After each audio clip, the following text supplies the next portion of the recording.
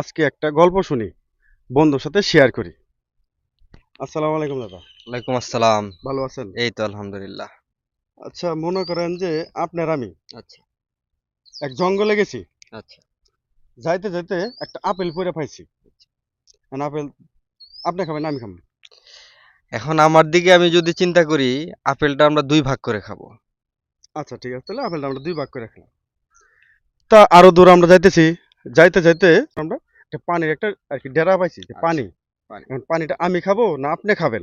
এখন পানিটা কতটুকু থাকবে? পানি মনে করেন যে 1 গ্লাস পরিমাণ আছে ওই ডেরাতে। এক গ্লাস পরিমাণ পর্যন্ত আছে। এখন এই পানিটা আমরা এটাও চেষ্টা করব দুইজনে খাওয়ার জন্য। তাই? আচ্ছা, তা মনে করেন যে যাইতে যেতে আমরা জঙ্গল ছাড়া এক শহরের কাছাকাছি আসছি। শহরে একটা মুচি আছে, তাই মুচির কাছে গেছি। মুচির কাজ হলো,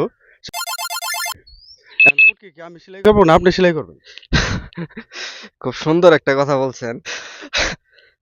আমার কাছ থেকে আসে, আমি আগে আপনাকে দিয়ে সেলাই করাবো। Oh my আচ্ছা ঠিক god. আছে। কিছু দূর হাঁটতে হাঁটতে আমরা এক পাহাড়ের সামনে আসলাম। হঠাৎ করে সেখানে একটা শয়তান আসলো বা জানোয়ার আসলো, তার কাজ হলো হুম। এখন আমাকে মারবে না আপনাকে মারবে? এটা তো আসলে ভিডিওর সামনে এটা তো খুব একবারে, কিন্তু এই ল্যাঙ্গুয়েজটা আমাদের মধ্যেই থাকুক। এটা এখন আমারে মারুক। ধন্যবাদ বিয়াস।